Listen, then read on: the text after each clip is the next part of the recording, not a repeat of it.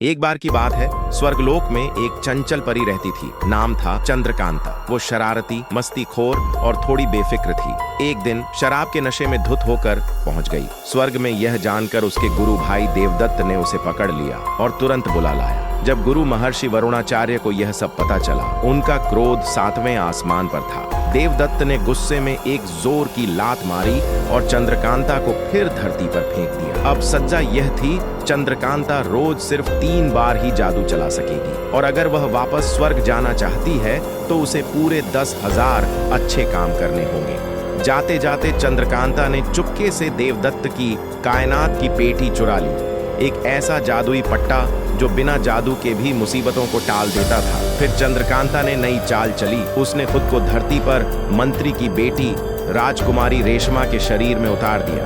उस दिन रेशमा की शादी थी, पर उसी दिन सुरैया नाम की एक चालाक औरत ने उसे जहर पिला दिया और झूठा इल्जाम लगा दिया कि रेशमा परदेसी के साथ भागना चाहती थी और फिर रेशमा की आत्महत्या का नाटक रचा गया। चंद्रकांता, जो अब रेशमा थी, ने ठान लिया कि वह इस लड़की के लिए इंसाफ लाएगी, पर जहर अपना काम कर रहा था और उसे बहुत जल्दी ही असर दिखाई दिया। उसने पास खड़े एक अजनबी को देखा और झट से मान लिया कि वही उसका यानी जहर का इलाज है। उसी समय सेनापति वीर प्रताप, जो सुरैया के साथ था, भड़क उठे। सुरैया ने दिखावा किया कि उसने वीर प्रताप की जान बचाई थी और वीर प्रताप उस पर मोहित हो गया, पर भीतर से वह थका सा महसूस कर रहा था। सुरैया ने चुपके से कहा, तो आज नहीं तो कब? और फिर अवसर की तलाश में जब उसने देखा कि रेशमा जिंदा है, वह चिल्ला उठी। वीर प्रताप ने तलवार निकाल ली। तय था कि जो राज्य खुलने वाली उस लड़की को खत्म कर देगा, पर तभी चंद्रकांता ने जादू चलाया।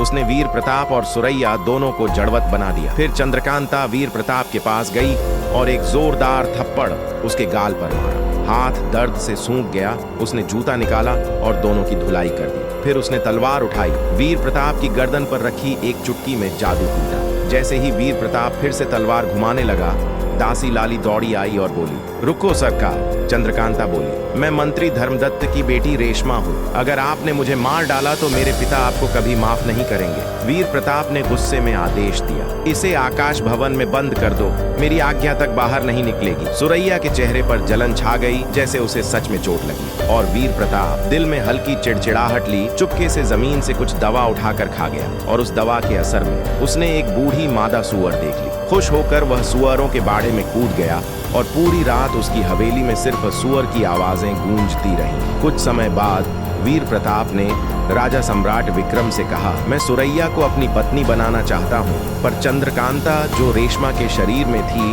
को इस बात से गुस्सा नहीं आया, बल्कि उसने एक चतुर मुस्कान के साथ सुरैया के दहेज और गहने चुरा लिए थे। वो गहने, सोना चांदी, पिछले 6 सालों का पूरा खजाना उसने शांत तरीके से गिनती में उतारा। इस एक काम से ही उसके 3,000 अच्छे काम पूरे हो गए थे। तभी सम्राट विक्रम छिपकर प्रजा की हालत देखने निकले। उन्होंने हर तरफ बर्बादी और भूख देखी। वे काफी परेशान हुए। उन्होंने बार बार अनाज और चांदी भेजी, पर लोगों की हालत ज्यों की त्यों रही। कृष्णा भाषा में उन्होंने कहा, अब तो पूरी सरकार को साफ करना पड़ेगा। सम्राट जब चांदी निकाल रहे थे, चंद्रकांता आ पहुंची और अपने हाथों से गरीबों में अनाज बांटने लगी। लोगों की आंखों में विश्वास लौटा। लोग बोले, स्वर्ग की देवी आ गई, स्वर्ग की देवी हमें बचाने आई। चंद्रकांता ने प्यार से कहा, झगड़ो मत, सबको मिलेगा। जो जल्दी करेगा उसे कुछ नहीं मिलेगा। और यहीं से चंद्रकांता की सजा का रास्ता, उसके अच्छे कामों की गिनती और उसकी सीख की शुरुआत हुई कि शक्ति का उपयोग सोच समझकर किया जाना चाहिए और वास्तविक उद्धार केवल नेक इरादों और लगातार भले कामों से मिलता है। कहानी यहीं खत्म नहीं होती, पर आज के लिए इतना काफी है। चंद्रकांता ने कदम बढ़ा दिए थे और एक लंबा, कठिन पर सुंदर सफर अभी बाकी है।